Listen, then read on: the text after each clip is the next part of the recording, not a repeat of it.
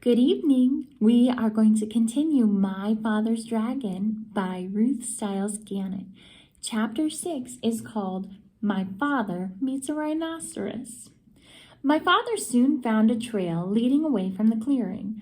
All sorts of animals might be using it too, but he decided to follow the trail no matter what he met, because it might lead to the dragon. He kept a sharp lookout in front and behind and just went on.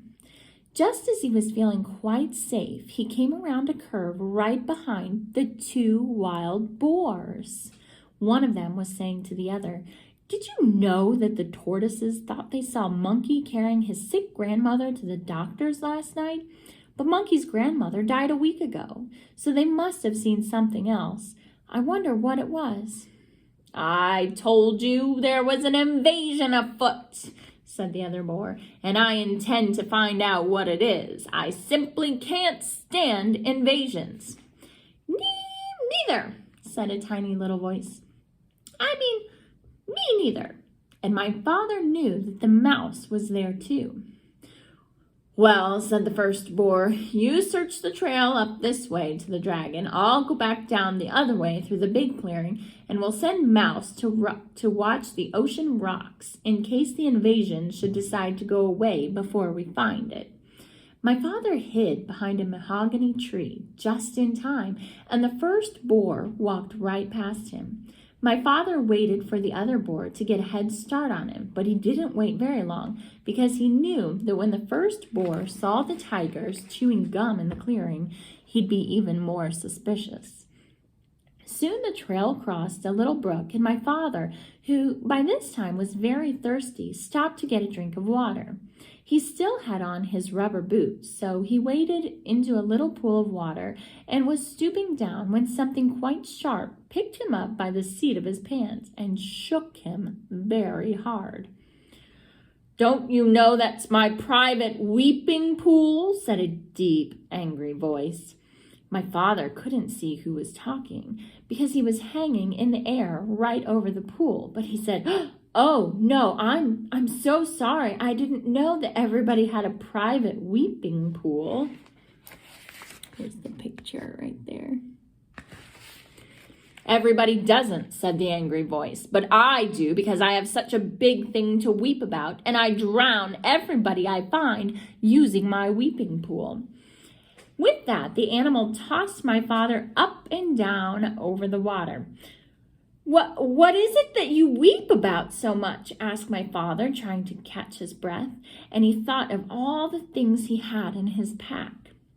"Oh, I have many things to weep about, but the biggest thing is the color of my tusk."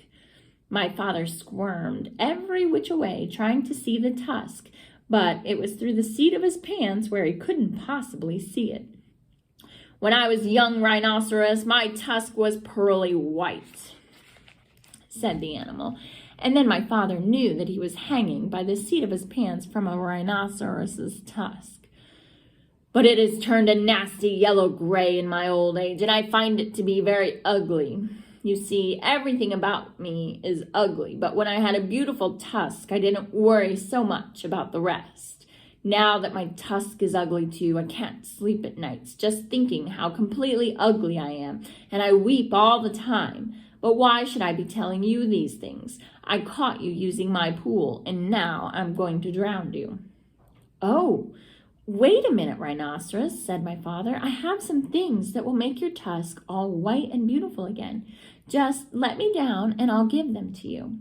The rhinoceros said, "You do? I can hardly believe it. Why, I'm so excited." He put my father down and danced around in a circle while my father got out a tube of toothpaste and a toothbrush. "Now," said my father, "just move your tusk a little nearer, please, and I'll show you how to begin." My father wet the brush in the pool, squeezed on a dab of toothpaste, and scrubbed very hard in one tiny spot. Then he told the rhinoceros to wash it off, and when the pool was calm again, he told the rhinoceros to look in the water and see how white the little spot was. It was hard to see in the dim light of the jungle, but sure enough, the spot shone pearly white, just like new. The rhinoceros was so pleased that he grabbed the toothbrush and began scrubbing violently. forgetting all about my father. Just then, my father heard hoof steps, and he jumped behind the rhinoceros. It was the boar coming back from the big clearing where the tigers were chewing gum. There's the rhinoceros brushing his teeth, his tusk.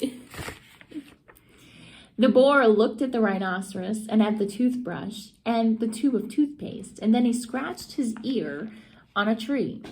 "Tell me, rhinoceros," he said, "where did you get that fine tube of toothpaste and that toothbrush?"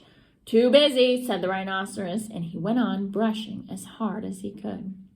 The boar sniffed angrily and trotted down the trail toward the dragon, muttering to himself, "Very suspicious. Tigers too busy chewing gum, rhinoceros too busy brushing his tusk. Might get a hold of that invasion. I don't like it one bit, not one bit. It's upsetting everybody terribly. I wonder what it's doing here anyway." And that's the end.